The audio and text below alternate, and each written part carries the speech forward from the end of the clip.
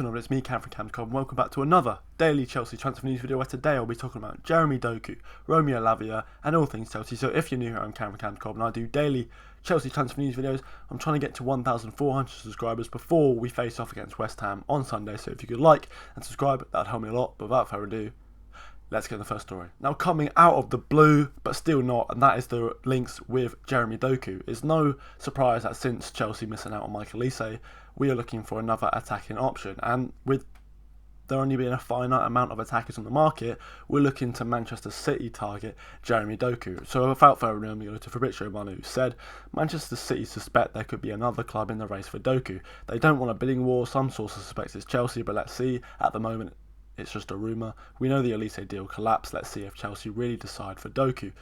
And what might have put a nail in the coffin for this deal on Chelsea's end is that Man City's deal for Paqueta looks like it's going to be collapsing, so that frees up more money for them to sign Jeremy Doku. But as Fabrizio said, they don't want a bidding war, and what do we know about Chelsea? They don't really back down from a fight, do they, as seen with Mosquito? But I'm going to go to L'Equipe, a French source, who said Chelsea in the race for Jeremy Doku, although Man City lead at the moment. Wherever he had that before, a certain Romeo Lavia, who I'll be talking about later. L'Equipe, of course, French publication. Doku plays for Rennes in France, so that's where the legitimacy comes from. Jeremy Doku himself, well, we saw him in the World Cup. Exciting young player, only the 6 goals in the league last year, but already off to a goal in the new calendar season, so maybe he can push on from there. Once again, only 21 years of age and a winger that we need. We were looking at Barcola yesterday, so if you want to know about him, I spoke about him yesterday. But other attacking options are, and I'm going to go to Jacob Steinberg, who said Chelsea plan to add their attacking options with Nottingham Forest's Brennan Johnson among their target. Well, Forest play tonight, so I'll probably be keeping a keen eye on Brennan Johnson to see how he performs. But with the £50 million that they want, yeah, it's not like it's going to happen. But I'm of course going to keep you up to date because Chelsea do want to sign another attacker. Pochettino came out and say, from Jacobs Ben, saying we are working on options in the market, but at the same time we are keeping one eye on Amado Broja. We can't forget him. Yep, we're looking at more attackers, but of course I'll keep you up to date with the other attackers that we're linked on. But we need to get this money from somewhere, so without further ado, let's talk about Lewis Hall. And going to Fabrizio Romano with the Lewis Hall, here we go, saying Lewis Hall to Newcastle, here we go. Loan deal with mandatory buy option clause, medical book later, total package worth £35 million, add-ons included. This is going to be our final signing. How announced, Hall leaves after signing a new deal at Chelsea a few days ago. Well, it's a bit of a rollercoaster with the Hall situation.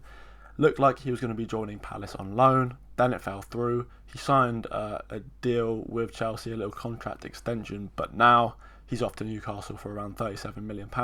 Sky Sports Keith has, break down the numbers, saying Lewis Hall is leaving Chelsea on loan plus obligation, 28 plus 7 in performance related add-ons, medical today. Well, I'm pretty sure those add-ons should be pretty attainable, so let's just call it £35 million, good to offset our spending. Bad because Lewis Hall was an exceptional player. Would have much rather got rid of Cucurella for that price. He could have been worth that price, and Newcastle were looking for him, but once again, Lewis Hall stated he wants to play midfield, and he's not going to get into Chelsea's midfield in many years to come. Not like he's going to be joining Newcastle United's midfield with Guimaraes and Tonali, but he can dream. £35 million for an 18-year-old. His career could flop, although I don't want it to. We just got to only look back a couple of years to receiving €70 million from Bayern Munich for Hudson-Odoi, and now he's going to be going for £8 million. So there's always that. On to the next story. And yes, Romeo Lavia has signed for Chelsea officially, £56 million, 50 plus add-ons. Good deal under the £60 million mark that Liverpool offered, and a lot less wages. Looks like he's going to be under 100 grand a week, which is keeping with Todd Bowley's strategy with lower salaries. People like, Kepa have gone because of that mainly, and Sterling's our highest earner. I think he should be leaving pretty soon, I hope. But I'm going to go to quotes from Lavia in his interview with Chelsea, saying, I'd say my style of play, I like to challenge. My job is really to protect the back line and make it easier for the guys in front of me, get the ball from the keeper just to keep everything ticking. And that's exactly what Chelsea needed.